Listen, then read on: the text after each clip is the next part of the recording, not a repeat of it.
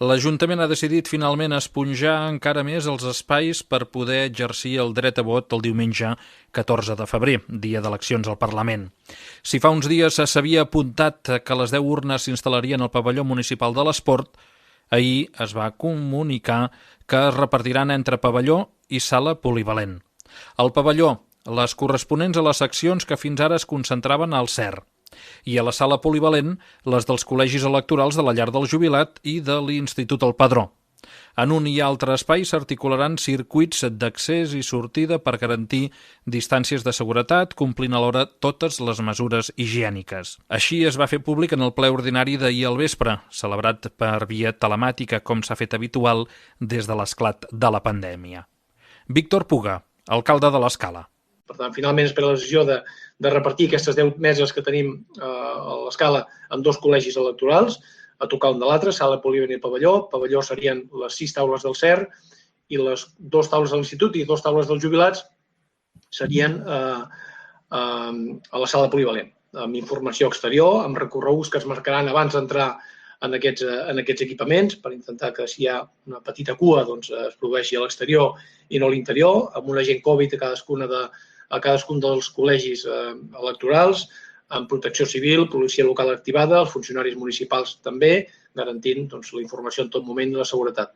Aquesta és la decisió finalment que es pren, tenint en compte una mica tot el que hem anat copsant i després d'haver superficiat doncs, aquests espais i haver entès a partir d'un estudi dels serveis tècnics, insisteixo, de fer entrades separades per cada mesa i sortides també separades, per tant, amb totes les garanties, tota la seguretat, ens sembla que és una decisió encertada, també escoltant una mica els vostres suggeriments.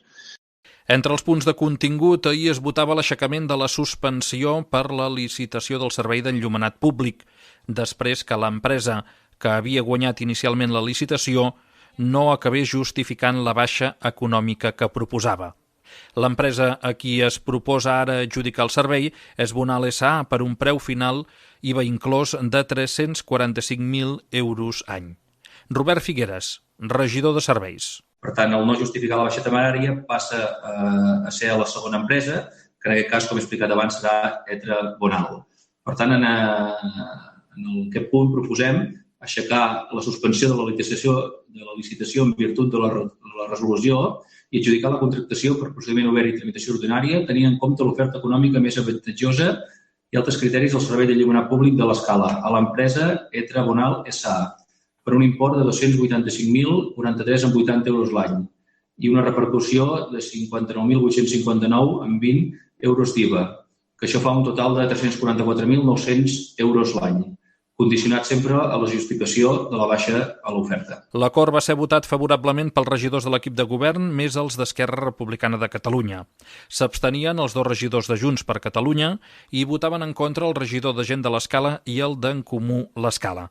Escoltem un fragment de les reaccions o dels posicionaments dels diferents grups al respecte d'aquest punt. Escoltem per aquest ordre Vishal Shahani, regidor de Junts per l'Escala, Carles Carlà, de Gent de l'Escala, i Albert Pons, d'en Comú l'Escala. Nosaltres vam votar a favor i som responsables, però creiem que hi ha hagut un dèficit a lo que és el nivell de la valoració qualitativa en els plecs de clàusules. I sols ens hem centrat en el preu. I per això creiem que ara ens abstindrem. Si això ho vam aprovar al setembre i estem al mes de febrer i tornem a estar pendents, és un retras de 6 mesos. Per tant, si podem aprendre en el procés i la propera vegada no cometre aquest error, doncs sortiríem tots guanyant. Però igualment, per ser conseqüents amb l'anterior vot, votarem en contra. Hem dit en diverses ocasions que no és el model compartit, que a nosaltres ens agradaria debatre aquestes situacions i qüestions amb xifres davant la taula.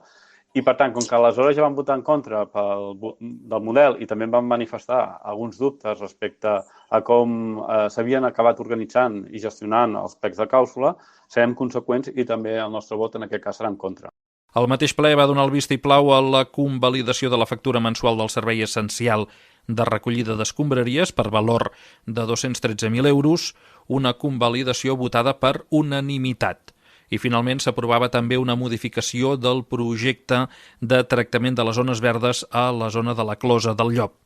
Josep Bofill, regidor d'Urbanisme, ho explicava. Després de revisar el projecte, des de l'àrea de Medi Ambient es fa un informe favorable, que no hi ha una modificació substancial del que és la zona, tot el contrari, sinó que també s'incorporen coses que concorden amb l'entorn, ja que el nou projecte simplifica l'enjardinament, pateix una menor transformació del lloc i conserva bona part de l'estructura forestal. Es proposa també la plantació de diferents espècies arbrades pròpies de la zona i de l'espai en concret. Es manté el mobiliari urbà i la zona de jocs infantils i també es manté el sistema de rec i d'enllumenat que preveia el primer projecte. Aquesta modificació va ser aprovada amb els vots de tots els grups, a excepció d'Esquerra Republicana. La portaveu d'aquest grup, Edna Estrems, va argumentar el vot contrari pel que entén una reiterada manca d'interès en incloure aspectes d'accessibilitat o d'energies renovables en els projectes municipals. Edna Estrems.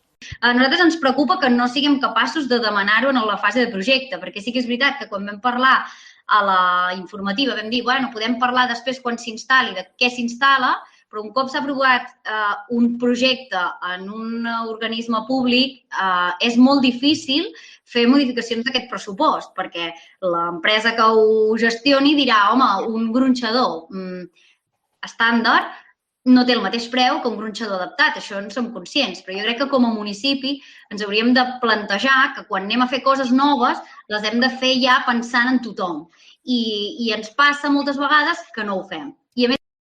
A l'informatiu de demà acabarem de repassar el contingut del ple, centrant atenció llavors en el llarg debat que es va generar en l'apartat de pregs i preguntes. D'altra banda, l'enregistrament íntegre del ple el podreu trobar a partir d'avui al web en radiolescala.cat.